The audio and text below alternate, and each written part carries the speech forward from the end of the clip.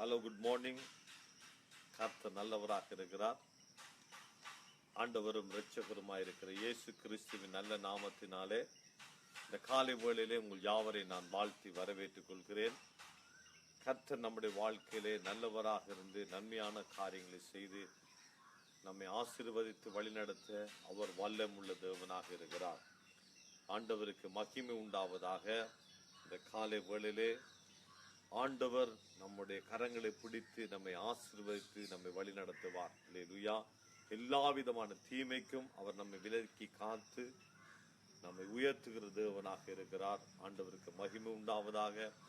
அவரை தெய்வமாய் கொண்டிருக்கிற நாம் உண்மையிலேயே வேதம் சொல்லுகிறது பாக்கியவான்கள். அல்லேலூயா. கர்த்தர் நல்லவர். ஆமென். நேற்றைய தினத்திலே எங்களோடு கூட பலர் இணைந்து ஜெபிச்சிங்க. ஆண்டவர் பெரிய காரியங்களை செய்தார். கர்த்தருக்கு மகிமை உண்டாவதாக. தொடர்ந்து ஜெபிச்சு கொள்ளுங்க. ஆண்டவர் இந்த ட்ரிங்கோவிலே பெரிய காரியங்களை செய்யும்படியாக. ஆமென். இந்த கால வேளையிலே தியானத்துக்கு எடுத்த வேத பகுதியானது 1 தெசலோனிக்கேயர் புஸ்தகம் 5ஆம் அதிகாரம் 5ஆம் வசனம். 1 தெசலோனிக்கேயர் 5ஆம் அதிகாரம் 5ஆம் வசனம். நீங்கள் எல்லாரும் வெளிச்சத்தின் பிள்ளைகளும் பகலின் பிள்ளைகளுமாய் இருக்கிறீர்கள். நாம் இரவுக்கும் இருளுக்கும் உள்ளானவர்கள் அல்லவே. அல்லேலூயா. ஆண்டவருக்கு மகிமை உண்டாவதாக. வேதம் சொல்லுகிறது, நீங்கள் வெளிச்சத்தின் பிள்ளைகள், நாம் வெளிச்சத்தின் பிள்ளைகளாக இருக்கிறோம். அல்லேலூயா. நாம் வெளிச்சத்தின் பிள்ளைகளாக இருக்கிறோம், பகலின் பிள்ளைகளாக இருக்கிறோம். நாம் இரவுக்கும் இருளுக்கும் உள்ளானவர்கள் அல்லவே. இருளுக்கும் இரவுக்கும் சம்பந்தம் இல்லாதவர்கள்.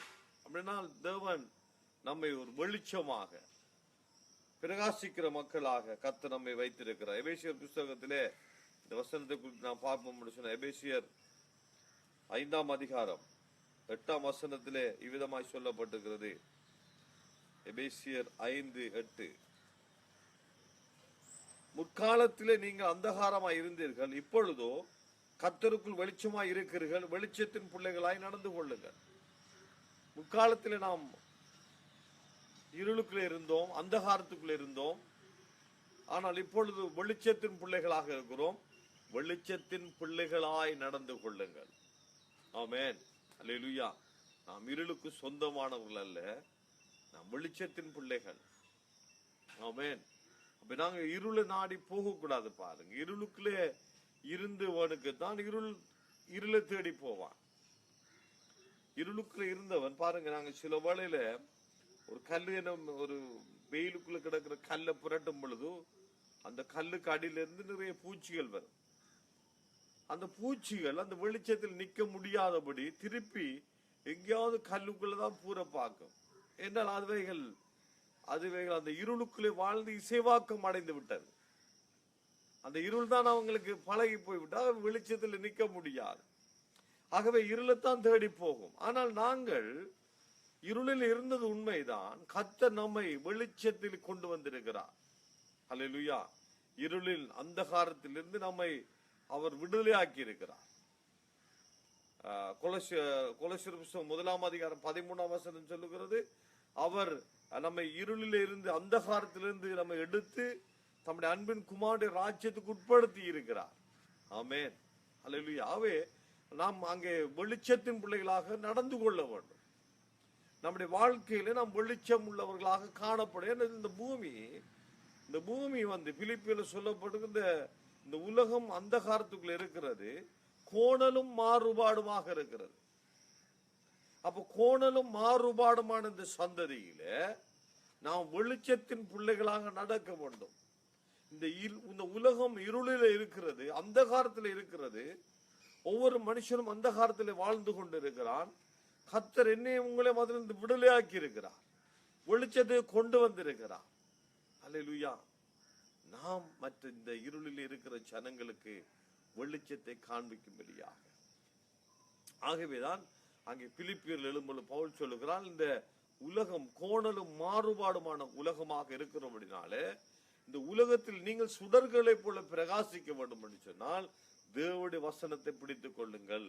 தேவனுடைய வசனத்தை பிடித்துக் கொண்டு உலகத்திலே சுடர்களை போல பிரகாசிக்கிற நீங்கள் என்று எழுதுகிறார் அவர். அல்லேலூயா. அப்ப தேவனுடைய வார்த்தை அங்கே 119 சங்கீதத்தில் சொல்லப்படுகிறது. அவருடைய வசனம் என் கால்களுக்கு தீபமும் பாதைக்கு வெளிச்சமாக இருக்கிறது.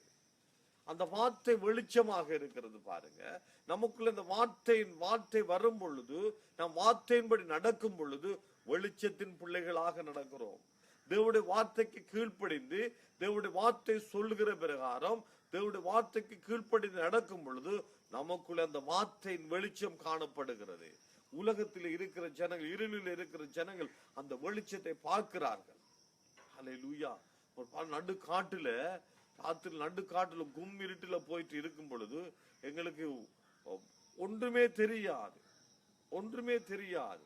ஆனா ஒரு சின்ன ஒரு வெளிச்சம் வந்தா காணும் பாருங்க, அந்த இடத்தை நோக்கி போவாங்க. அல்லது அந்த பெரிய காட்டுல சின்ன ஒரு வெளிச்சம் தெரிஞ்சா கூட அது பெருசா இருக்கு. அல்லேலூயா. அந்த கால வேளையிலே அருமையானதோட பிள்ளைகளே, கர்த்தர் நம்ம இருளில் இருந்து விடுதலையாக்கி இருக்கிறார். ஆகவே நாம் வெளிச்சத்தின் பிள்ளைகளாக நடக்க வேண்டும். நம்முடைய ஒவ்வொரு காரியங்கள் தேவனுடைய வார்த்தைக்கு கீழ்ப்படிஞ்சு நடக்கும் பொழுது மற்றவர்கள் நம்மை திரும்பி பார்ப்பார்கள். அல்லேலூயா. ஒரு வித்தியாசம் தெரியும். அல்லேலூயா. அவர்கள் எங்களை அடையாளம் கண்டு கொள்வார்கள். நம்முடைய வாழ்க்கையில அவர்கள் விளங்கிக் கொள்வார். நீங்கள் கிறிஸ்டியனான்னு கேட்பார். அல்லேலூயா. அநேக சந்தர்ப்பங்கள் இருக்கிறது. அநேக சந்தர்ப்பங்களை கடவுள் நாம மகிமைப்படுவதாக. நான் சில வழியில பஸ்ல போய் கொண்டிருப்பேன் பாருங்க, சில வழியில அந்த பெரியவர்கள் வருவார்கள், அவங்களுக்கு இடம் கொடுக்க மாட்டாங்க. அந்த யுத்த காலத்துல நீண்ட தூரம் பிரயாணம் பண்ணும்போது அப்படிலாம் இடம் கொடுப்போம் பாருங்க. எழுப்பி இடம் கொடுத்தனே ஒரு நாள் கேட்டார், ஐயா நீங்க கிறிஸ்டியனான்னு கேட்டார். ஏனையாண்டு கேட்டார். இல்ல மற்றவர்கள் மூலம் இப்படிலாம் இறங்க மாட்டாங்க. ஆமே, அங்க கடவுள் நாம் மகிமைப்படுகிறது. ஆமே. நான் ஒரு முறை ஒரு மனிதன் எஃப்னால நான் ஊழியம் செய்யும் பொழுது ஸ்டேஷன் அடியில பணத்தை தொலைத்து போட்டான். 5000 ரூபாய் பணத்தை ஒரு வயசானவர் தொலைத்து போட்டு போயிட்டான். எங்கட சர்ச்சுக்கு முன்பால் தான் அந்த கப்பலுக்கு பிளைட்டுக்கு போறாங்களா நிற்பார்கள். பெரிய கிரௌண்ட் வரும் காலையில. ஆகவே அதுல ஒரு மனுஷன் பணத்தை தொலைத்து போட்டான், போய்விட்டார். என்னுடைய பிள்ளைகள் விளையாடும் பொழுது அந்த பணத்தை கண்டெடுத்து விட்டார்கள். மனைவிட கொடுத்தோம், அதை வச்சிருந்தான். கொஞ்ச நேரத்தில் அந்த தகப்பனார் வந்து தேடி கொண்டிருக்கிறார். என்னுடைய மனைவி கூட்டி கொண்டு வச்சு என்ன பிரச்சனை ஒரு லட்சம் அந்த பணத்தை திருப்பி கொடுத்து அவர் கேட்ட கேள்வி, நீங்கள் கிறிஸ்டியன் தான் கேட்டாராம். அருமையான தேவனுடைய நம்முடைய ஒவ்வொரு கிரியைகளும் கடவுளுடைய நாமத்தை மகிமைப்படுத்த வேண்டும். அவர்கள் அடையாளம் கொண்டு வார்கள். அது சிலுவையில் நாம நல்ல ஒயிட் அண்ட் ஒயிட்டா போட்டு இப்படி பைபிளை தூக்கி கொண்டு நாம கிறிஸ்டியன் என்று காட்ட வேண்டிய அவசியம் இல்லை.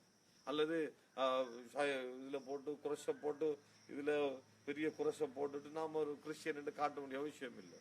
அல்லது கருப்பு ஷர்ட்டை போட்டு கொளரை போட்டு நாம கிறிஸ்டியன் என்று காட்ட வேண்டிய ஒவ்வொரு செயல்பாடுகளும் கிறிஸ்துவை மகிமைப்படுத்தும். அல்லேலூயா. ஆமென். இந்த நாட்களில நாம் அப்படிப்பட்ட கிறிஸ்தவர்களாக வாழ வேண்டும். நம்ம அயலில் இருக்கிற ஜனங்களுக்கு நாம் வெளிச்சமாக இருக்க வேண்டும். ஆமென். அவர்கள் கடவுளை மகிமைப்படுத்த வேண்டும். கிறிஸ்துவை அவர்கள் ஏற்றுக்கொள்கிற அளவுக்கு நம்முடைய வாழ்க்கை இருக்க வேண்டும். ஆமென். கர்த்தருக்கு மகிமை உண்டாவதாக. நாம் அவ்விதமான ஒரு வாழ்க்கை வாழ வேண்டும். நம்முடைய நற்கிரியைகள் தான் அந்த வெளிச்சமாக இருக்கிறது. மத்தேயு சுவிசேஷம் 5ஆம் அதிகாரத்துல, மத்தேயு 5ஆம் அதிகாரம், நம்முடைய கிரியைகள் தான் அந்த வெளிச்சம். நம்முடைய நல்ல கிரியைகள் தான் அந்த வெளிச்சமாக இருக்கிறது. மத்தேயு 5:14 இருந்து நான் வாசிக்கிறேன். மத்தேயு 5:14 நீங்கள் உலகத்துக்கு வெளிச்சமாய் இருக்கிறீர்கள்.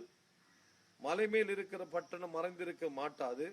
விளக்கை கொளுத்தி மரக்காலால் மூடி வைக்காமல் விளக்கு தண்டை மேல் வைப்பார்கள். அப்பொழுது அது வீட்டில் உள்ள யாவருக்கும் வெளிச்சம் கொடுக்கும். இவ்விதமாய் மனுஷர் உங்கள் நற்கிரிகளை கண்டு பரலோகத்தில் இருக்கிற உங்கள் பிதாவை மகிமைப்படுத்தும்படி உங்கள் வெளிச்சம் அவர்கள் முன்பாக பிரகாசிக்க கடவுது. நாம் அருமையானதோடைய பிள்ளைகளே, நம்முடைய நற்கிரியைகள், நானும் நீங்களும் செய்கிற நற்கிரியைகளானது நம்முடைய பிதாவை மகிமைப்படுத்தும். ஆமென். அல்லேலூயா. நம்முடைய பிதாவை மகிமைப்படுத்த வேண்டும்.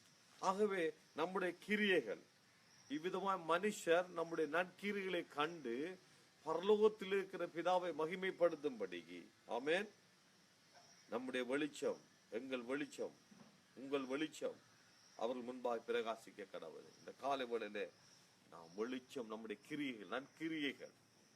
அல்லேலூயா. என்றால் தேவன் நம்மை நற்கிரியைகளை செய்யும்படியாக அழைத்திருக்கிறார். கிறிஸ்துவுக்கு நற்கிரியைகளை செய்ய வேண்டும். அல்லேலூயா. நாம் கொடுக்கிற மாத்திரம், உதவி செய்யற மாத்திரம், எல்லா விதத்திலும், நம்முடைய நடை உடை எல்லா விதத்திலும். அதனால பவுல் சொல்லுகிறார், நாங்கள் எழுதப்பட்ட நிருபங்களாக இருக்கிறோமே. நம்முடைய வாழ்க்கையில மற்றவர்கள் கிறிஸ்துவை காண வேண்டும். நம்முடைய பேச்சில கிறிஸ்துவை காண வேண்டும். நம்முடைய நடை உடை பாவனையில கிறிஸ்துவை காண வேண்டும். அல்லேலூயா. ஆகவே இன்றைக்கு அநேகர் கிறிஸ்தவர்கள் எல்லாம் காத்து, ஐயோ, அவர்கள் கிறிஸ்துவை வெறுக்கிற அளவுக்கு நடந்து கொள்கிறார்கள். இந்த காலவெளியில் அருமையான தேவனுடைய பிள்ளைகளே, கர்த்தர் நல்லவராக இருக்கிறார். ஆமென். நம்முடைய ஒவ்வொரு செயல்பாடுகளிலும் கிறிஸ்துவை பிரதிபலிக்கிற ஒரு வாழ்க்கை வாழும்படியாக நம்மை ஒப்பு கொடுப்போம். ஆமென்.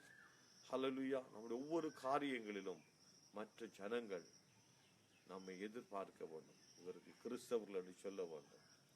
கிறிஸ்துவை மகிமைப்படுத்த வேண்டும். ஹல்லேலூயா. அப்படி ஒரு வாழ்க்கை நாம் வாழ வேண்டும். ஆகவேதான் நம்முடைய வாழ்க்கையில இருள் இருக்கக்கூடாது.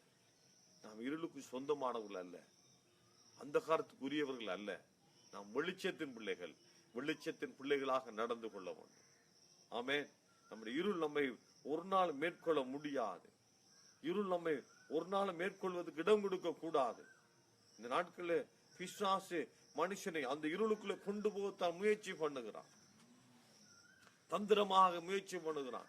மனுஷனுடைய வாழ்க்கையில கடவுளை நாம மகிமைப்படக்கூடாது என்பதற்காக அவன் நம்முடைய வாழ்க்கையில இருளை கொண்டு வர முயற்சி பண்ணுகிறான்.